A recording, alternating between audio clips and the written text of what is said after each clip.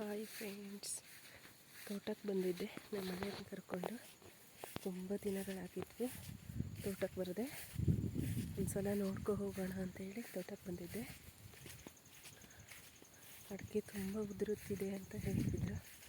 ಒಂದು ಸಲ ನೋಡ್ಕೊಂಡು ಹೋಗೋಣ ಅಂತೇಳಿ ಬಂದಿದ್ದೆ. ನೋಡಿ ಫ್ರೆಂಡ್ಸ್, ಇದು ನಮ್ಮ ತೋಟ.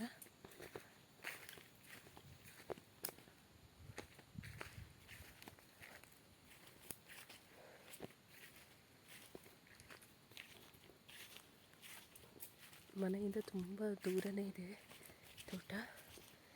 ವರ್ಷಕ್ಕೊಂದು ಸಲ ಬರ್ತೀವಿ, ಹಬ್ಬಕ್ಕೆ ಪೂಜೆ ಮಾಡ್ಲಿಕ್ಕೆ ಬರ್ತೀವಿ. ಒಂದು ಸಲ ನೋಡ್ಕೊ ಹೋಗೋಣ ಅಂತ ಬಂದಿದ್ದೆ. ಹೇಗಿದೆ ಈ ಸಲ ಮಳೆ ತುಂಬ ಜಾಸ್ತಿ ಆಗಿರೋ ಕಾರಣ ಅಡಿಕೆ ತುಂಬ ಉದುರ್ತಾ ಇದೆ.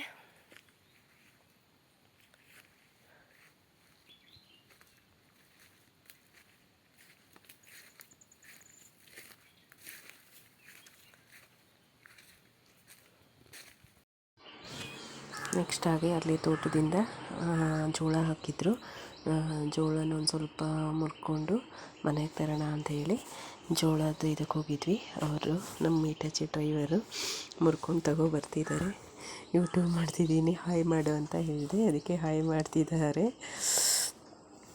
ಸ್ವಲ್ಪ ಮುರ್ಕೊ ಬಂದಿದ್ರು. ಇಲ್ಲೊಂದಿಷ್ಟು ಮುರಿಲಿಕ್ಕೆ ಹುಡುಕ್ತಾ ಇದ್ದಾರೆ. ನೋಡಿ ಫ್ರೆಂಡ್ಸ್ ಹೇಗಿದೆ ಅಂತೇಳಿ. ತುಂಬಾ ಮಳೆ ಆಗಿರೋದ್ರಿಂದ ಜೋಳನೂ ಹುಳ ಹಾಳು ಮಾಡ್ತಿದೆ. ಹುಳ ಆಗಿದೆ ಜೋಳದಲ್ಲೂ. ಮತ್ತು ಹಂದಿನೂ ಹಾಳು ಮಾಡ್ತಿದೆ.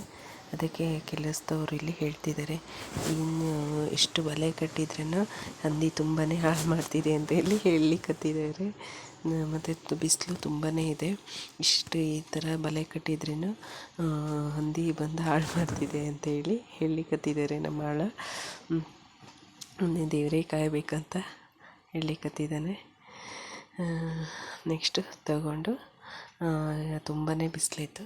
ನಾನು ಕಡೆಗೆ ನಮ್ಮ ಮನೆಯವ್ರು ಕರ್ಕೊಂಡು ಸೀದಾ ಮನೆಗೆ ಬಂದೆ. ಇಷ್ಟೇ ಫ್ರೆಂಡ್ಸ್, ನಂದು ಇವತ್ತಿನ ಬ್ಲಾಗ್ ಆಗಿತ್ತು. ಎಲ್ಲರೂ ಶೇರ್ ಮಾಡಿ, ಲೈಕ್ ಮಾಡಿ, ಸಬ್ಸ್ಕ್ರೈಬ್ ಮಾಡಿ friends. Okay friends, bye. Next ಮತ್ತೊಂದು ವಿಡಿಯೋ ಮುಖಾಂತರ ಬರ್ತೀನಿ. Thank you all.